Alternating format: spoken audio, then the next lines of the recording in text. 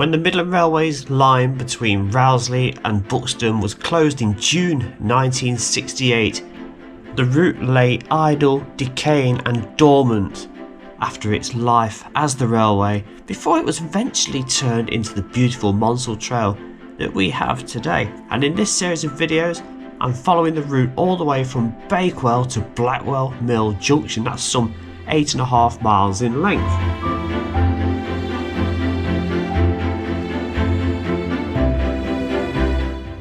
And in parts 1 of 2, I began the route from Bakewell, heading through Hassop and on towards the most beautiful Great Longston railway station. And in part 2, I went through the majestic Headstone tunnel, one of many along this route, of which we'll be going through in this series, before we see the glorious and stupendous Monsal Head Viaduct or Headstone Viaduct. So in this video, part 3, we're going to be leaving the viaduct and the tunnel behind where we left off last time, and we're going to push off in the direction of Monsal Dale Station. This is so remote, away from the village, not too far away from the village as such, but where it is up on the high hills and embankment makes it quite a gradient, and I believe it was used mainly for the spar and quarry workers.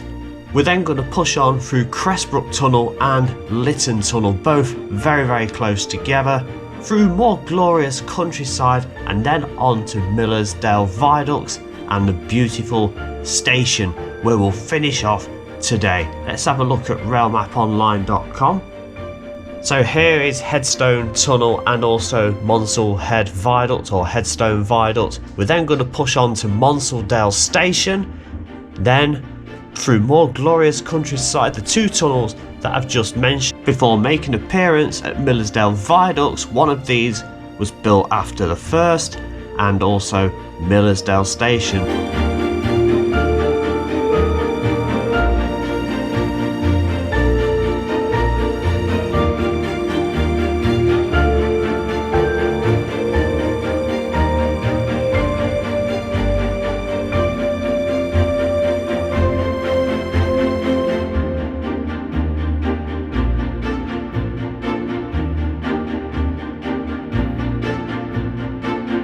Everybody, and welcome to part 3 of my journey along the Midland Railway, now the Monsal Trail.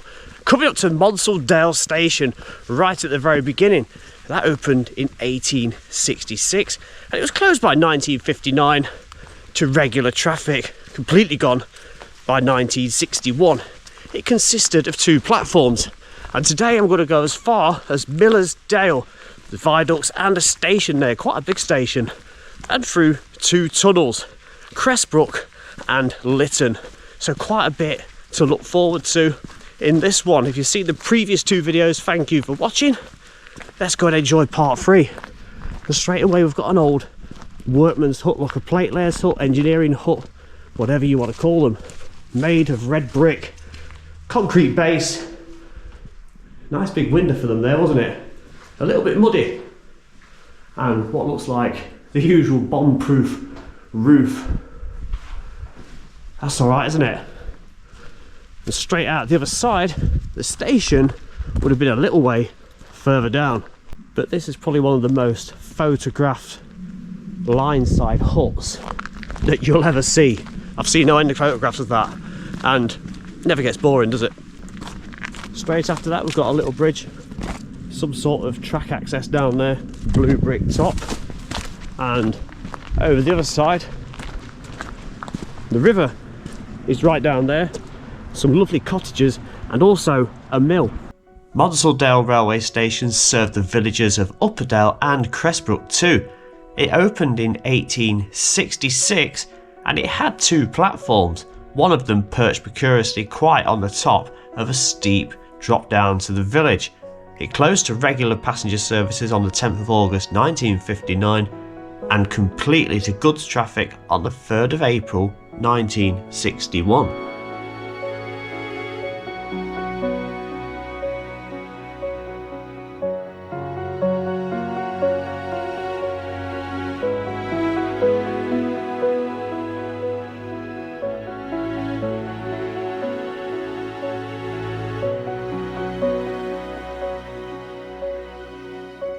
Now thankfully to photographers, back when the line was open, we've got these beautiful images to look at. Take note of the platform on the right, quite high above the valley.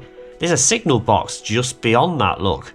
And if we change to this picture, we've got the signal box on the left, showing it in a completely different direction, and you've got the siding on the right hand side as a head shunt too. This image taken from the signal box, look, you've got the little hut in front, looking back towards the viaduct and also Headstone tunnel, and zoomed in a little way, probably from the signal box as well, you can almost make out maybe that is the station master on the centre of that platform. So that was Monsal Station. Next up is Cressbrook Tunnel, 471 yards. I think it's the third longest one on this route, again constructed using shafts I believe, which allowed the navvies, the workmen and engineers to tunnel through in a straight line in sections, and also probably sighting towers on top as well. That's not far down here. Let's go and find it.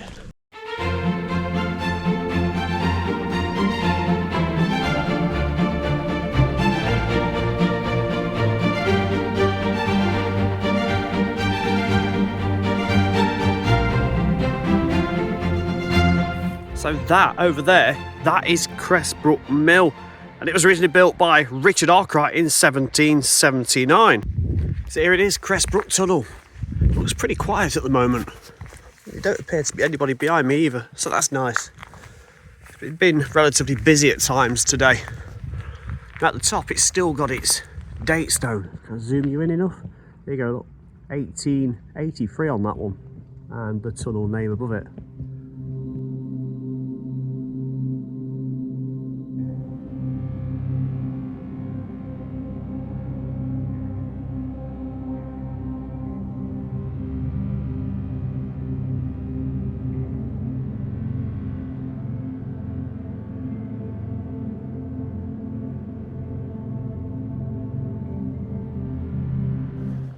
Numerous refuges, as you would expect, all the way through on both sides.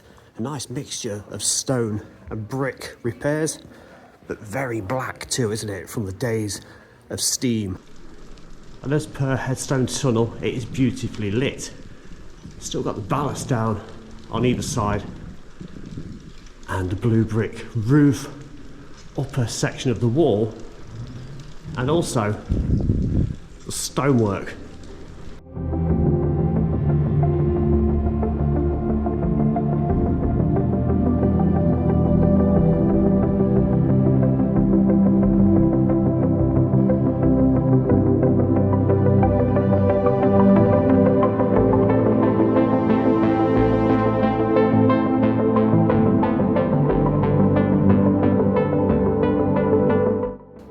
It's exactly the same layout in this one as the previous one at Monsal Head, Headstone Tunnel. Still got the ballast remains on either side. You got that concrete, what must be a drainage channel of sorts going through, and there it is.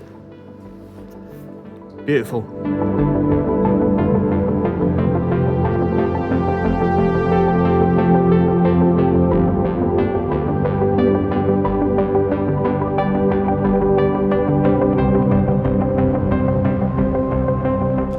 You'd have burst out this tunnel as train crew coming out for some fresh air. You could briefly admire the views looking down into the valley below, and they really are stunning. Look at that, just all changing colour.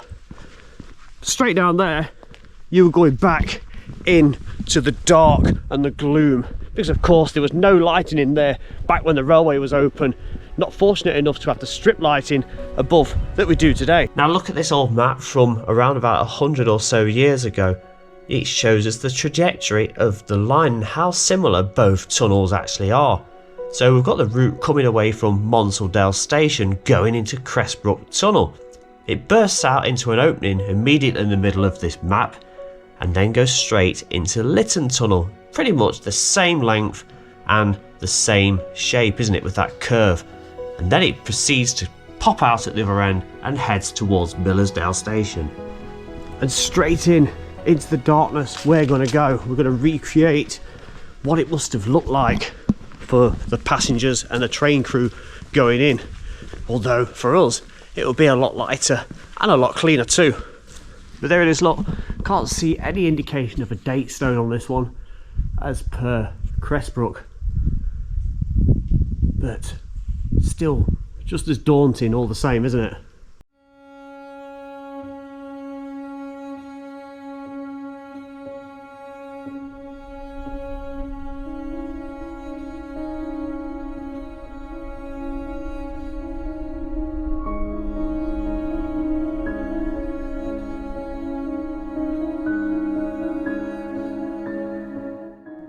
So slight incline to this one going up, as I may have already mentioned.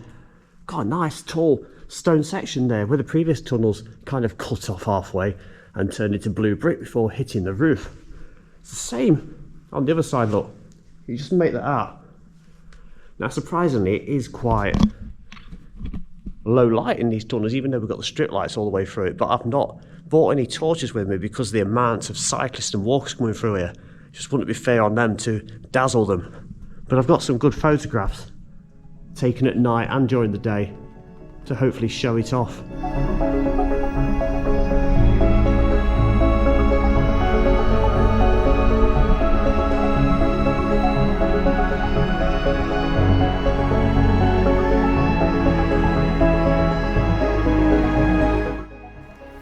Dotted with all the refuges that you would expect on both sides.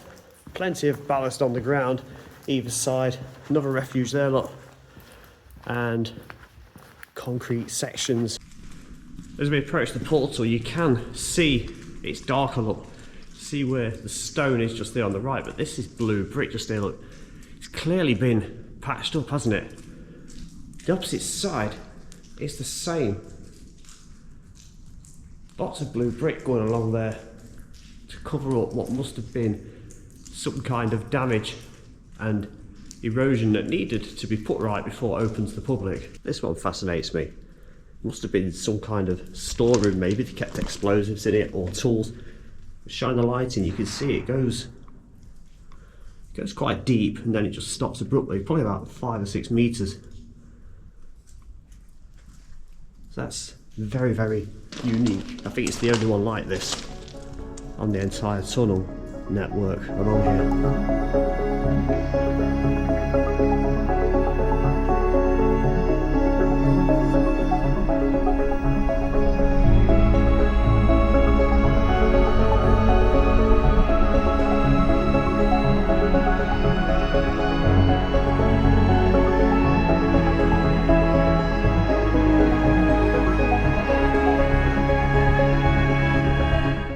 There we are, at the other end of Litton Tunnel. Both tunnels on this video now pass through on towards Millersdale.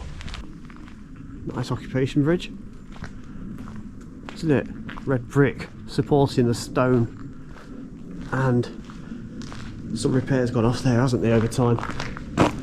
Out on the other side, pretty much the same blue brick with red patching it up and some stonework at the foundations. Lovely.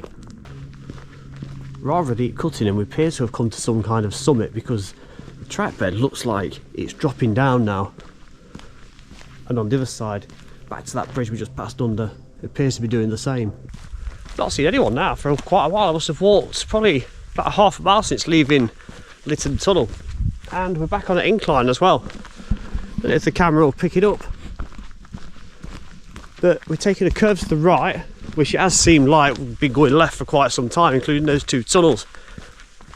But Millersdale Station is up here, and it's got its 2 viaducts, hasn't it? And one of them was built after the original one, because the traffic on the line just got a lot busier than they ever expected it to. It's crazy, isn't it, to think that then it was deemed to have been no longer used and required. I do love this bridge by Litton Mill.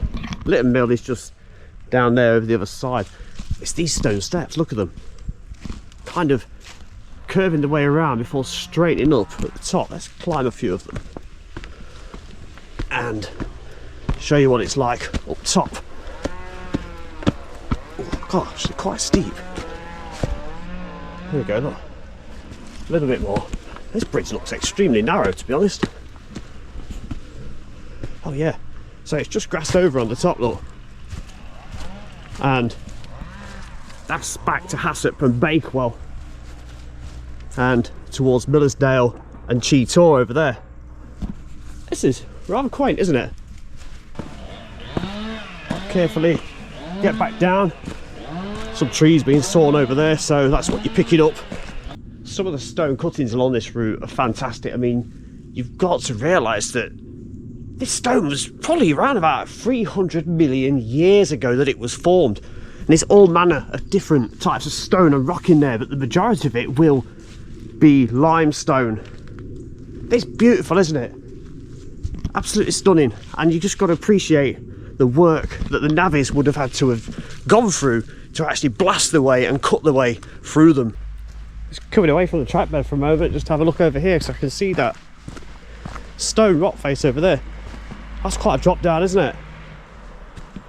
See that van down there and the car is parked up, like miniature. There's some rock climbing going off up there as well, because the orange rope's going up. Now we're in quite a deep cutting going forward. I've literally just shown you that drop down. See just there where the leaves are on the ground. That's there. All of a sudden, boom, surrounded by rock faces on both sides.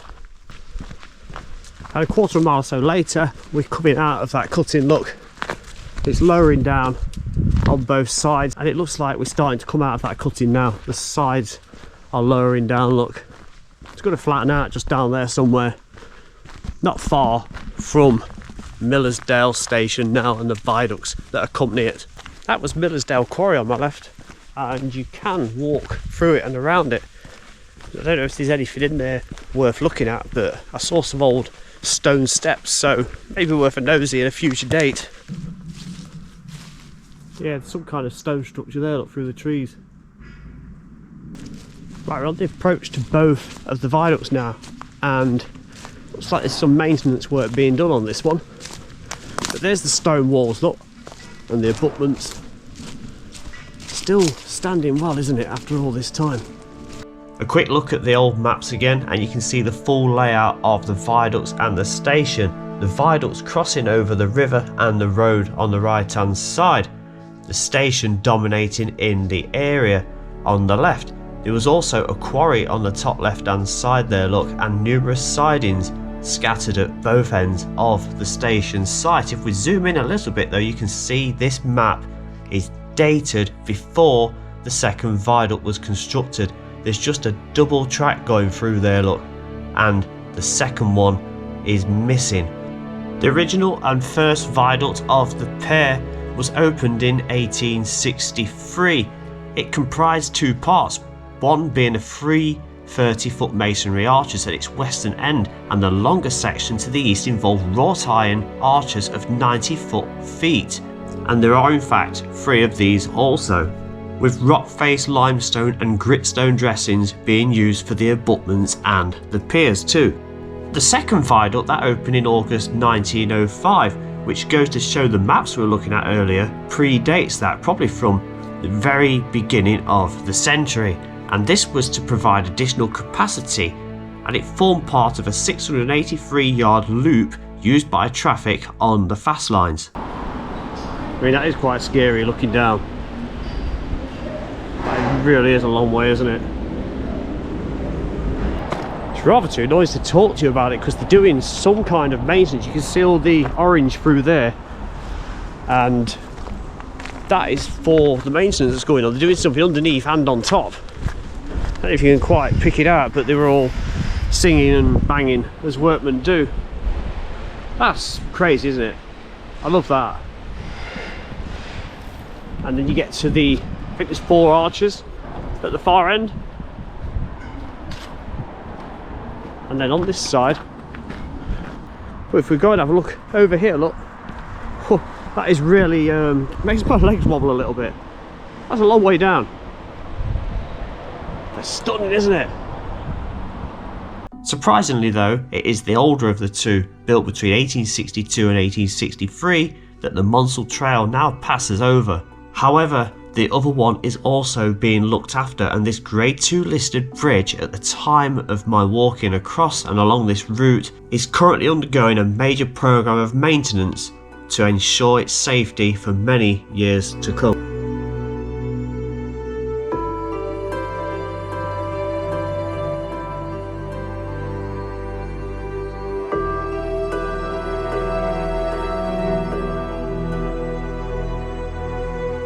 Millersdale Station opened in 1863 and it closed in 1967, and the site is now used as a car park and cafe for which the trackbed ran through. It served as an important junction where passengers for Buxton joined or left the trains between London St Pancras and Manchester London Road, and it was originally to be called Blackwell Mill but was named Millersdale instead. It became Millersdale for Tideswell from 1889. But for such a rural location, it was an unusually large station. It was one of the largest stations on the line and was one of the few stations in England to have a post office on the platform.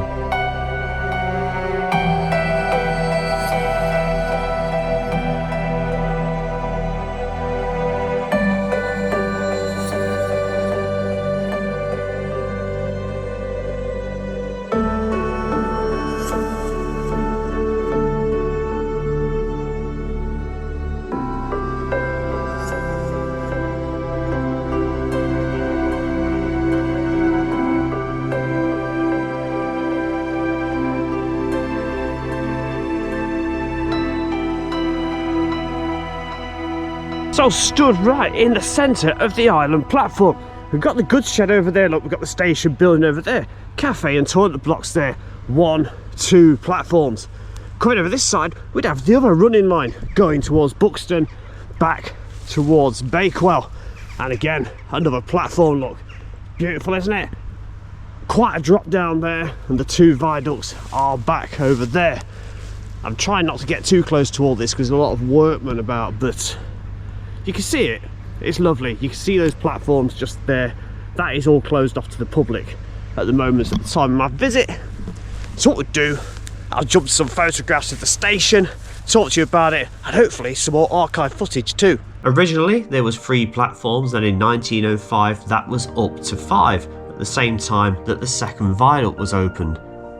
It was renamed back to Millersdale in June 1965, but the station closed less than 2 years later on the 6th of March 1967.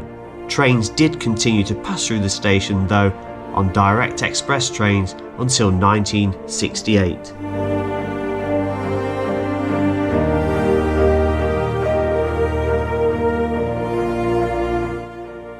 And here we are at platform end. Look, this is the central island platform. I've just come off that trackbed and just looped around. It is fenced off still, look, but I will walk onto this section because the platform area, it's saying footway closed. I've noticed recently that they're called footways instead of footpaths. I've noticed that on high streets as well, so that's changed for some reason, hasn't it?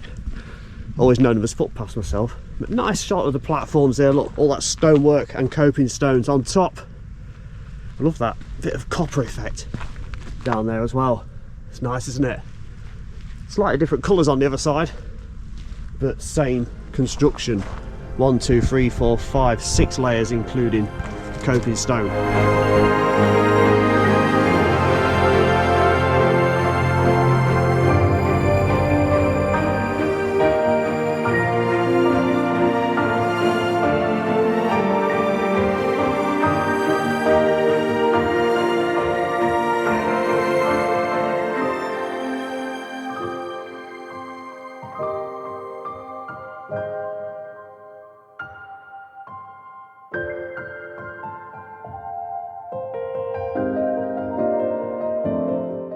So quite a bit happening around Millersdale, isn't there? The viaducts and the station. The viaduct receiving some needed attention, which is always nice to know and see. And the station also fenced off in a few areas where I imagine the maintenance teams are using it for storage. So that's it, we've come along the third part of our section along the Monsal Trail, the former Midland Railway. Next up, we've got the 2 Tor tunnels and also Blackwell Mill Station, and a station as well that may well be the shortest lived station on the UK network. Cheetor Halt. I'll see you in the next video. Bye for now.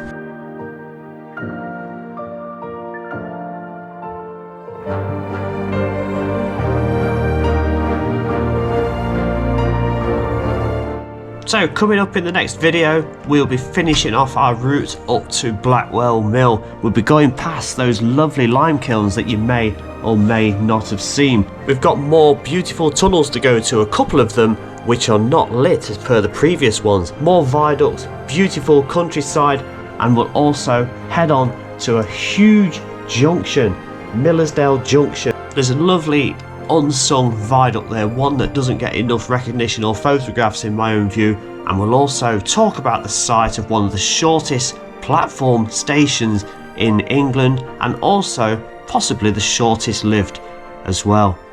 So I'd love you to also follow me on social medias. They're popping up right below, Facebook being the main one for you to follow for all the updates and latest news. See you in the next one.